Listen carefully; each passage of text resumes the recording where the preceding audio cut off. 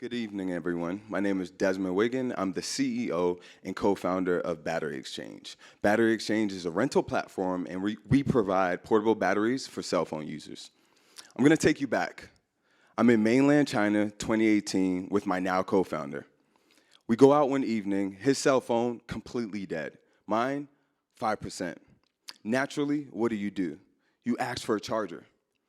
Sadly, nobody has one. Luckily, we land on a location that happens to have a solution that allows us to take a charger and leave and go with it. We have our aha moment. This is innovative. Why isn't this everywhere? So we do some market research and look at America and see an opportunity to bring a product like this to light. Fast forward, leverage some of the relationships we have in China and present BatteryXchange. This is how it works.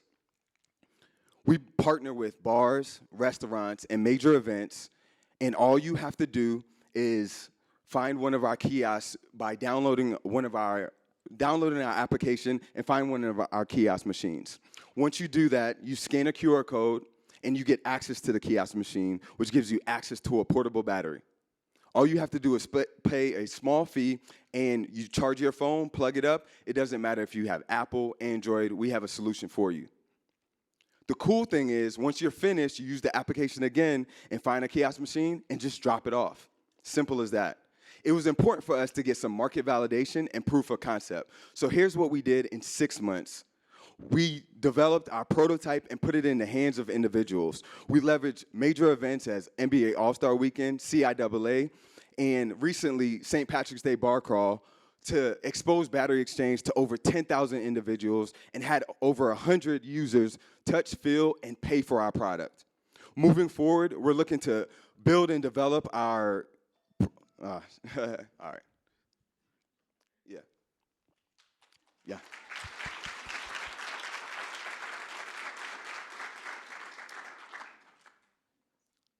Yes, ma'am. Well, my battery is actually on 3%. Come use it. I can use a demo. Right, yeah. You could totally use it afterwards. I'm going to use it now, and then I'll score you. Gotcha. No, so my question is, did I hear you say you had exposure to 10,000 persons, and you had 100 users, paid users? What have you thought through kind of that conversion rate? Listen, all we have is 2 prototypes. Okay. We can't meet that demand yet, and that's why we're raising money. We have a goal of $100,000 in order to get more machines to be able to meet that demand. So we have the demand, it's just we need the supply. So that's why the miss. Okay, cost to make and average sale price or sale charge price. Okay, yeah. So cost to make for us is $200 with the kiosk machine, technology into it, and then batteries in place. The average individual that wants to go to China, they're going to pay about $600 to $700. So our average user is about $250 for 30 minutes. And at that conversion rate, seeing a consistent, conservative level of 3 users a day, in 29 days, we become profitable on one machine with one battery. Who are your competitors for what you're doing? Our biggest one is Fuel Ride. They're in the airports.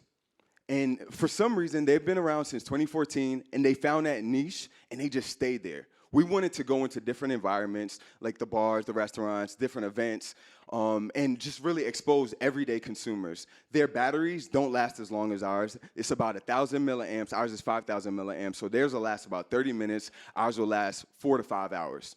You have to keep up with the cords for them as well. Ours come attached. So again, it doesn't matter if you have Apple or Android. And with ours, we have an application that allows you to find our machines in any city. Theirs, they don't have that compatibility. Another question is, what is going to be your point of break even? I mean, how many units do you have to put out before you actually can cover your cost? Well, it depends what you mean as far as covering your cost, because I just referred to it earlier. We cover our cost in 29 days off of one machine. So and that's off of one battery.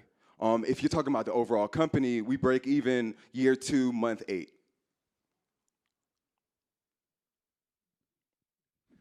I think I heard you say that you would typically I would find these in bars and restaurants. That's what you envision.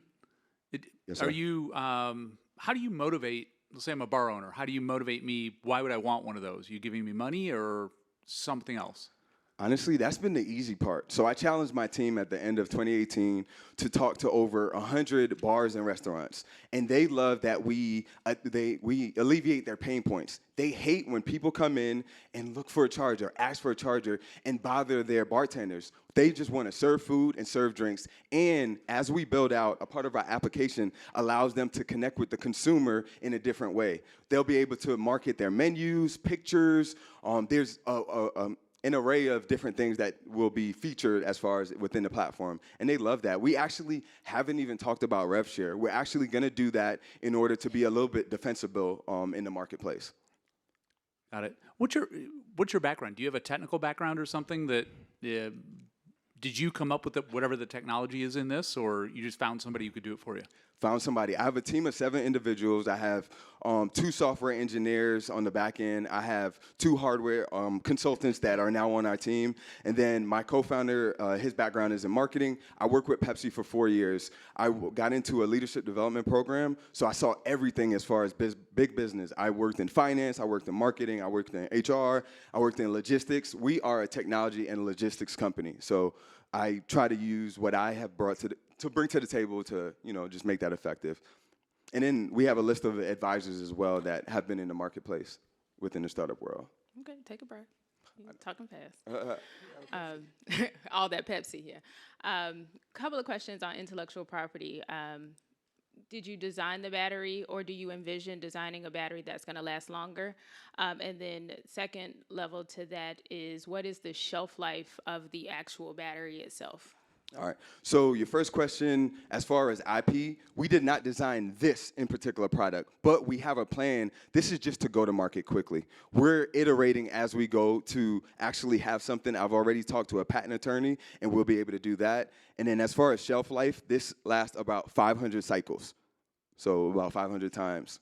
So that's like about, on going back to the model of 3 users a day, that's about 5.5 months.